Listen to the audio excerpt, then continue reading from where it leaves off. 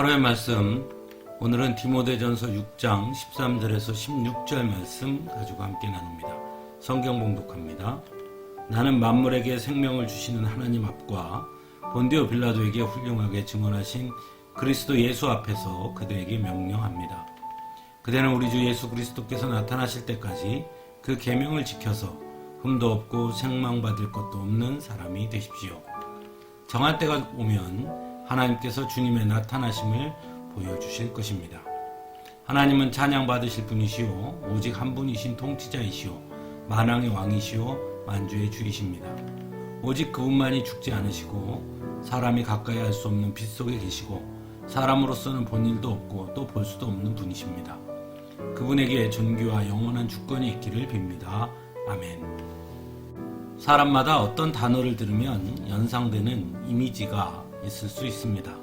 그것은 그가 어떤 경험을 했느냐에 따라 달라질 수 있습니다. 어떤 경우에는 부정적인 이미지가 먼저 떠오르는 사람도 있고 어떤 경우에는 긍정적인 이미지가 먼저 떠오를 때도 있습니다. 그렇다면 명령이라는 말에 대한 여러분의 이미지는 어떠합니까? 명령이라는 말에 대한 이미지는 우리 사회에서는 긍정적인 이미지보다는 부정적인 이미지가 먼저 떠오르게 되는 것 같습니다. 아마도 그것은 우리 사회가 군사 독재 시절을 경험했기 때문일 것입니다. 하지만 명령이라고 해서 모두 부정적인 것만은 아닐 것입니다. 누가 명령을 내리느냐, 또 어떤 명령을 내리느냐에 따라 다른 것이죠.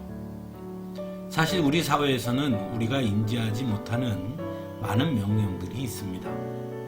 교통신호 체계 역시 명령에 속한다고 할 수 있죠. 빨간 신호등에는 멈추고 파란 신호등에는 진행하라는 사회적 명령, 그것이 바로 교통신호 체계일 것입니다. 그래서 그 명령을 지키지 않으면 사회의 안전을 지켜갈 수 없는 것이지요. 그러니 그 명령은 우리 사회를 지탱하는 긍정적인 명령이라 할 수 있는 것입니다. 성경에도 명령이라는 말씀이 등장합니다. 흔히 우리가 사명이라고 사용하는 말은 사실은 하나님께서 우리에게 내린 명령이라는 말이겠지요. 그런 의미에서 성도는 모두 하나님의 명령을 받은 사람들이라고 할 수 있을 것입니다. 오늘 본문에서 사도 바울은 디모데에게 명령한다라고 말하고 있습니다.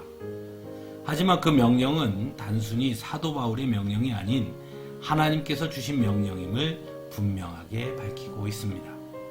그래서 나는 만물에게 생명을 주시는 하나님 앞과 본디오 빌라도에게 훌륭하게 증언하신 그리스도 예수 앞에서 명령한다라고 전하고 있습니다. 그 명령의 내용은 첫째, 우리 주 예수 그리스도께서 나타나실 때까지 계명을 지키라는 것이고, 두 번째로는 흠이 없고 책망받을 것도 없는 사람이 되라는 것이죠. 그리고 그 명령을 지킬 때에 정한 때가 오면 하나님께서 주님을 나타나심을 보여주실 것이라고 말하고 있습니다. 오늘 본문에서의 사도 바울이 디모데에게 하는 이런 명령을 통해 우리는 매우 중요한 것을 깨닫게 됩니다. 먼저는 하나님께서 우리에게 주신 명령의 목적은 우리를 지배하기 위해서가 아니라 우리로 하여금 하나님을 온전하게 만나게 하시기 위함이라는 것입니다. 그러므로 만주의 주이신 주님의 통치 아래에 우리가 머물러 있음을 깨닫게 하기 위해서 명령하신다는 것이지요. 또 하나는 성도에게 하나님의 말씀을 지키는 것은 선택이 아닌 하나님의 명령이라는 사실입니다. 그것은 곧 하나님의 말씀, 하나님의 계명을 지키는 자가 곧 성도라는 뜻입니다. 다시 말해서 성도됨의 시작이 곧 하나님의 말씀, 하나님의 계명을 지키라는 하나님의 명령에 순종하는 것이라는 사실인 것입니다.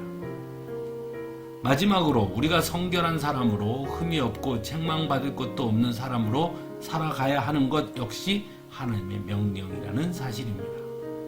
그러므로 성도의 삶이 성결해야 하는 것 역시 우리의 선택이 아니라는 것이죠.